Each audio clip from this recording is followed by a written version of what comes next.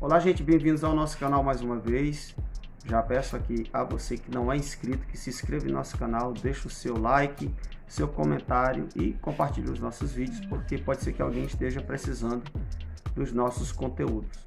E hoje eu vou trazer aqui um material, rapaz, que eu já tenho ele há muito tempo, mas eu acho que eu nunca mostrei ele aqui em nossos vídeos, em nosso canal. E hoje deu aquele estalo assim, né? Mas por que não falar desse material, já que ele é uma referência aí para muitos pesquisadores da palavra de Deus? Estou falando aqui do dicionário, ou também como muitos chamam, e eu gosto também de chamar assim, enciclopédia de Wycliffe, ou Wycliffe, também não sei bem como é que chama aqui o nome do autor, eu vou chamar Wycliffe aportuguesado mesmo, tá? Então a minha versão ainda é essa daqui ainda, ó, a da capa azul marinho, né, quase preto assim. Ele tem umas marcas aqui, não sei se dá de ver, ó, porque já é bem antigo já, esse daqui eu comprei ele já faz muito tempo. E já vou explicando, isso aqui, ó, não fui eu, é claro, né? Isso aqui, o meu filho, quando era bem pequeno, ele pegou uma caneta e ela não estava riscando, né? Ela estava falhando, e aí ele pegou ela e meteu na capa do dicionário, e aí, ó, foi o que aconteceu aí, ó. Entendeu? Mas não fiz nada não, deixei quieto. Doeu no coração, mas o conteúdo dele está intacto. Então a gente vai dar uma olhadinha nele por dentro aí, e para ver como que trabalha essa enciclopédia. Só quero contar rapidão aqui uma pequena história sobre ele. Esse meu dicionário aqui, na verdade, eu até cheguei a vender ele uma vez.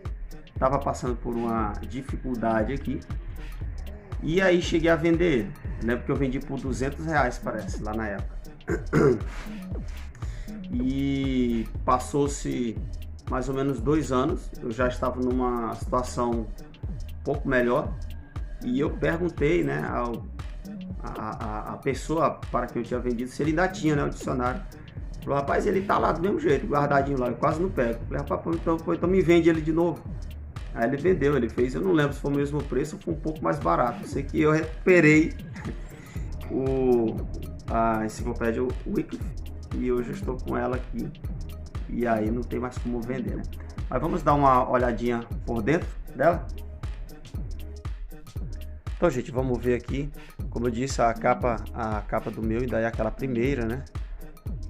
Mais pela lombar aqui dela, ó. Pode ver aqui, viu? Wycliffe, CPAD e tudo mais. Hoje tem uma outra versão aí, mas muda só a capa mesmo. Dentro ele é praticamente a mesma coisa. 2006, tem aqui dizendo 2006, né? Mas deixa eu ver aqui qual é essa edição aqui, ó. É a de 2008, ó, a quarta edição de 2008, tá bom? Então, vamos ver aqui o prefácio. Eu deixei algumas páginas aqui marcadas, pra vocês verem, ó, como que o dicionário trabalha, ó. Como que essa enciclopédia trabalha. Bom, você vê como é que ele trabalha, ó, tá? Ele vai conter algumas imagens, viu? Algumas imagens, ó, em preto e branco, tá? Às vezes são 2 colunas. Então, ó, ele vai conter muita coisa mesmo. Eu vou mostrar aqui mais ou menos algumas palavras que eu já estudei, alguns erros. Aqui, ó. Eu estava estudando aqui sobre o alfabeto. Né? Então ele vai falar aqui sobre a história do alfabeto. Inclusive ele vai trazer aqui uma tabela. Ele vai comparar aqui os primeiros alfabetos conhecidos. Inclusive, ó, nós vamos ter aqui, ó, esse que é o do Sinai, de 1500 a.C., mais ou menos. Eu acho que é esse daqui que é falado, né? Muitos dizem ser o proto-hebraico. Essa primeira coluna aqui, ó. E inclusive eu já ouvi alguns teólogos falando que eles creem que o Antigo Testamento, o Pentateuco, principalmente ali o Pentateuco, ele foi escrito nesse alfabeto aqui. E aí nós temos aqui os outros alfabetos. Aqui você tem o fenício. E ele é um dos primeiros porque, gente, a gente sabe que os fenícios foram os primeiros, vamos dizer assim, os primeiros navegantes do mar Mediterrâneo ali, né? Eles faziam comércio pela redondeza ali do mar Mediterrâneo, pelos povos ali que banham, ou que são banhados pelo Mediterrâneo. E por eles fazerem muito comércio, muitas transações, eles tiveram que criar o próprio alfabeto, até para poder anotar, né, seus negócios.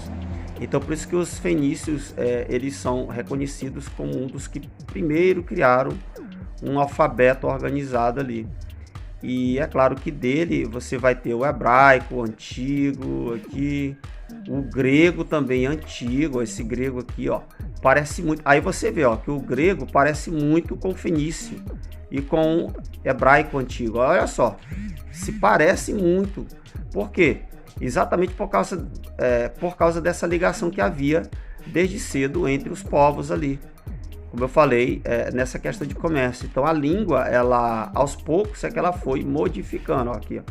Aqui do lado você já tem aqui um grego formal ali do século V a.C. Você vê, ó, que já as letras maiúsculas, tá? As letras que foram escritas aí, por exemplo, os códices vaticanos, os sinaíticos, já foi nesse alfabeto aqui. Aqui, ó, nós temos o hebraico quadrático, né, chamado aí, ó. Já é um hebraico mais moderno. E por último aqui, ó, nós temos o alfabeto romano, tá?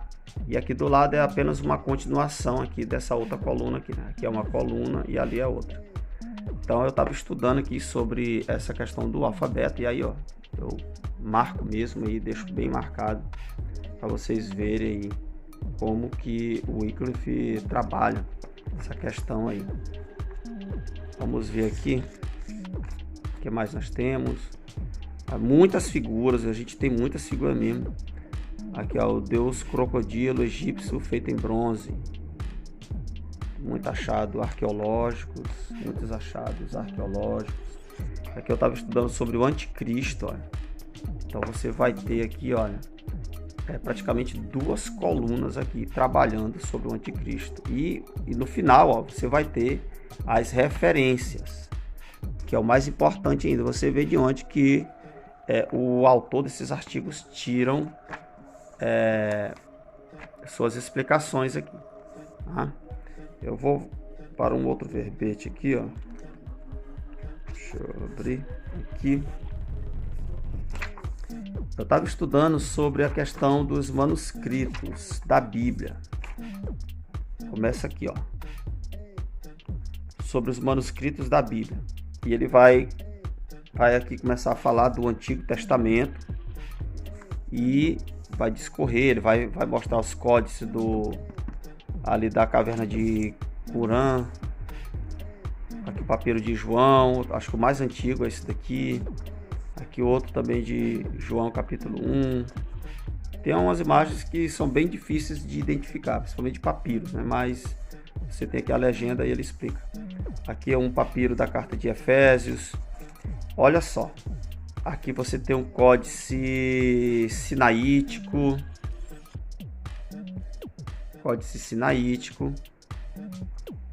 E aí ele vai discorrer sobre...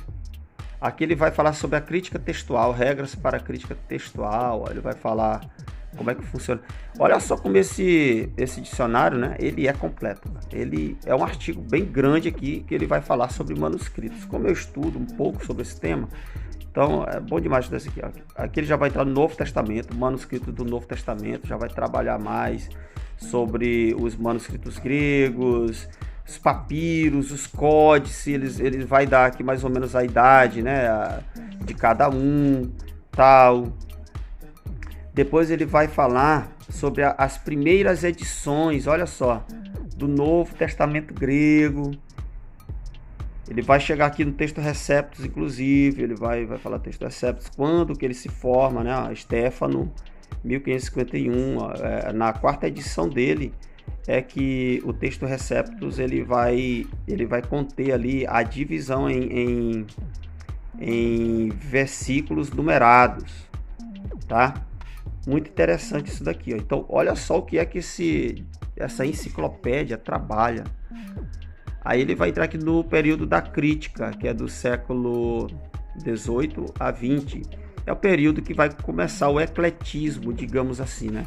O texto eclético vai começar a ser desenvolvido mais ou menos aqui, ó, depois do texto Receptus, é claro. E aí as sociedades bíblicas vão aderir, é claro, ao texto eclético. E aí, ó, continuando a minha saga, eu fui aqui pesquisar sobre as versões antigas e medieval da Bíblia, né? Então ele vai dar uma pequena introdução, definição. É um artigo praticamente, é um artigo mesmo aqui, ó, bem grande mesmo sobre o assunto. Então ele vai entrar aqui, ó, nos targuns aramaicos, vai falar muita coisa sobre isso. Aqui ele vai entrar sobre os Talmud e Midrash.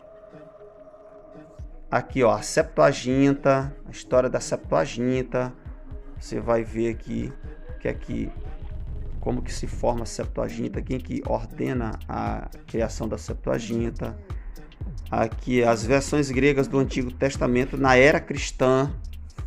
Tá? Você vai ver que a Septuaginta ela foi usada, mas outras traduções gregas foram feitas também.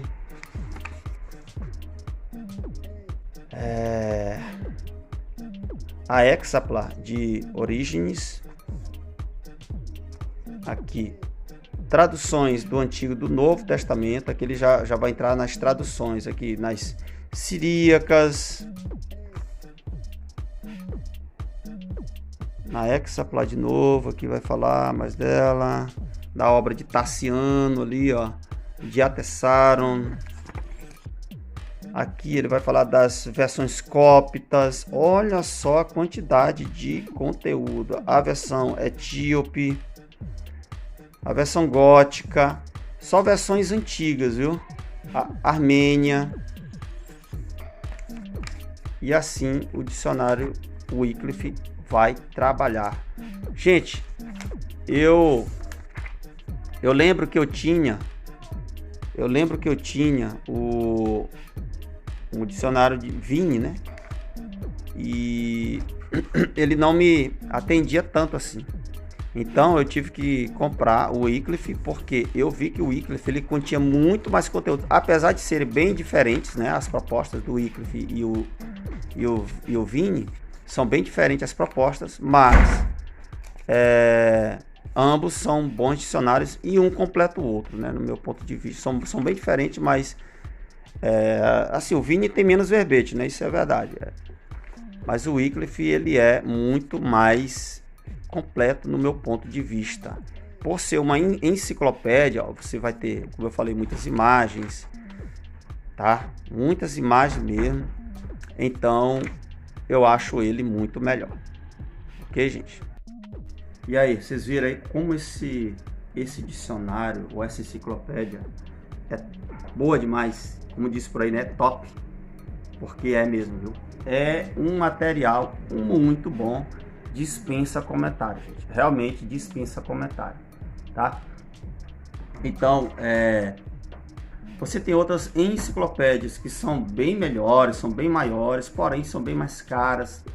Então, você, claro, você pode escolher, né? Muito bem. Mas o Wycliffe, ele entra aí nessa categoria aí entre um dos melhores dicionários bíblicos, se não o melhor que nós temos em língua portuguesa com esse viés de enciclopédia. Então, gente, é uma dica que eu vou deixando aqui e é isso aí. Deus abençoe sua vida.